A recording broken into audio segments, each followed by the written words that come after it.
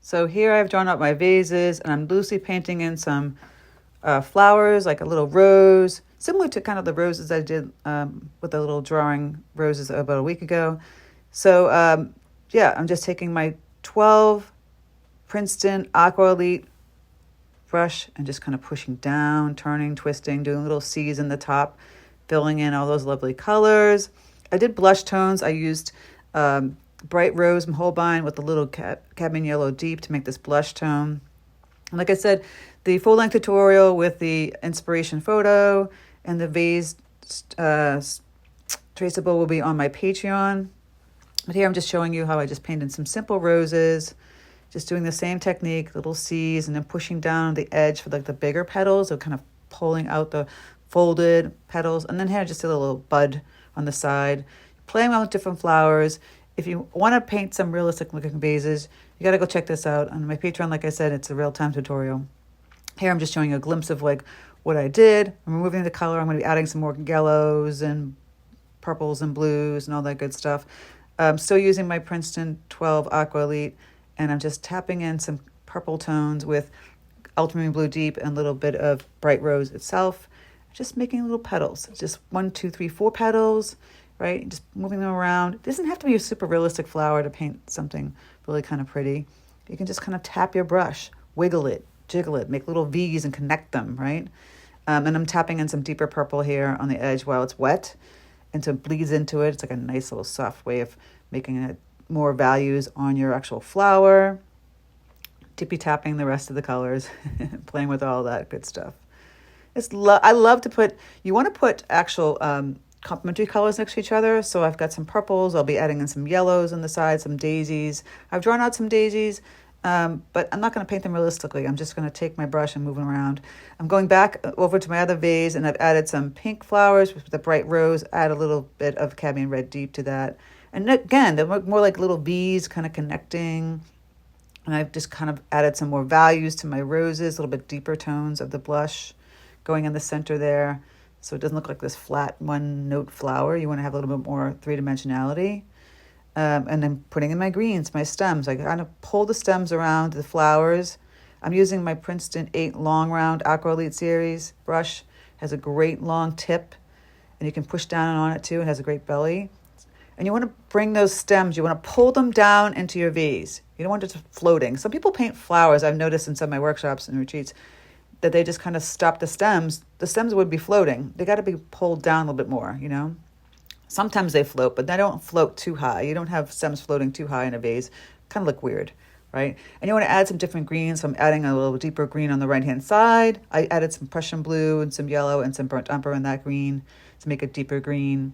Again, just kind of tweaking out, pulling out stems, and then taking this green, making it a little bit darker for my roses, and just taking that 8 Long Round, pushing it on the side of my brush to make those bigger, wider leaves. And again, pulling it down into the vase, right?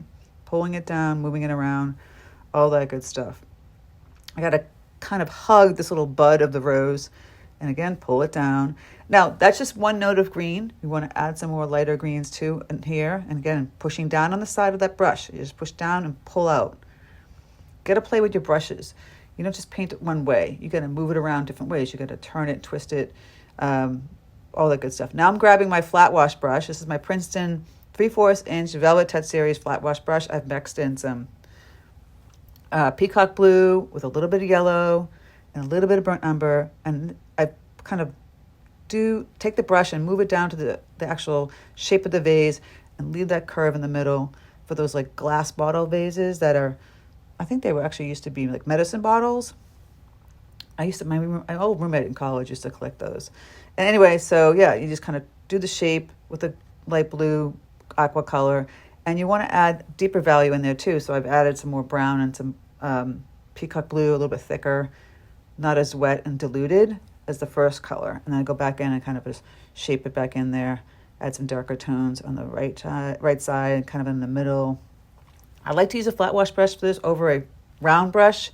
For me, it just fills it in faster, number one. Number two, I don't know, it's just something about the flat wash brush really gets in that shape much easier than using a round. I feel like a round you end up having lots of streaks, And even if it was maybe if it was a bigger round, it wouldn't be so bad. But I just tend to love using a flat wash brush. So here I've added a darker value. It just works for me.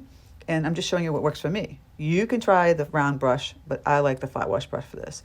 And the other vase on the left-hand side is a real deeper green. So I've had to go in back and use some Prussian blue and some cadmium deep and some burnt umber. So it's really, really deep, a little bit thicker paint with a little dilute in the middle.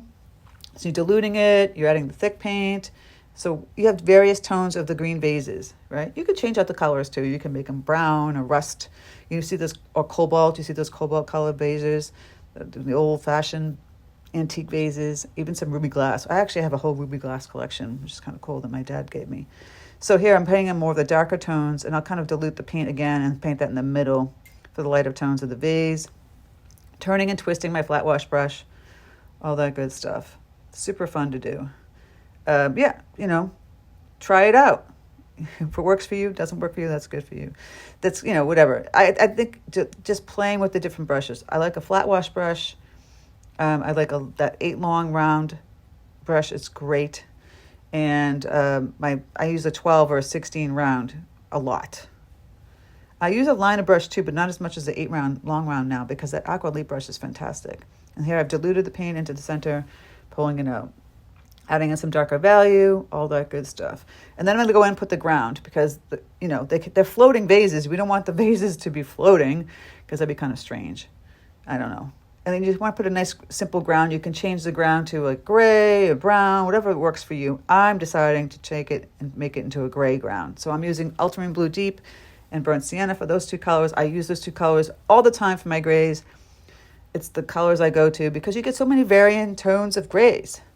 Not just one note. If you add a little bit more burnt sienna, you get more brown gray. You add a little more blue, get a little more blue gray.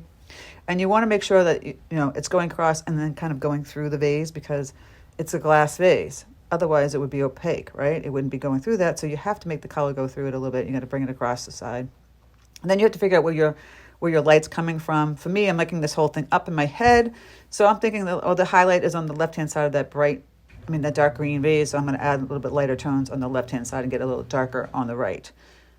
And that's just how you do it, right? Or it could be coming from above, or it depends. It better take photographs sometimes. And then just add more darker values on the right-hand side from the vases. All that good stuff. This is such a fun thing to paint. Like I said, if you want the real-time slow-down version, it's about 25 minutes long on my Patreon. Just click the link in the description. You can join and cancel anytime. We have a phenomenal community on Patreon. We have a private Facebook group where everyone can show their pictures and critique and whatnot. I do giveaways monthly, and we have longer length tutorials that are not on YouTube, more exclusive, more in-depth, intermediate, advanced, traceables with photographs. You get first dibs on watercolor workshops and retreats, which is really a great perk this time, because these workshops are selling out on Patreon and not on public. And you help support me, which I really appreciate. So go check it out. I hope you enjoyed watching me paint this watercolor glass vases with some loose flowers. Just break it down step by step.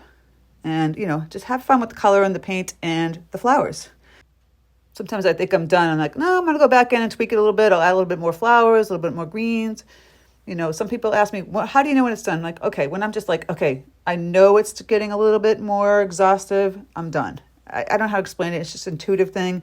I just feel like, okay, if I feel like I'm kind of stretching or reaching to do some more things to it, it's done. It's got to be stopped. You just got to walk away. And if you don't know, just walk away and then come back, and then it's done.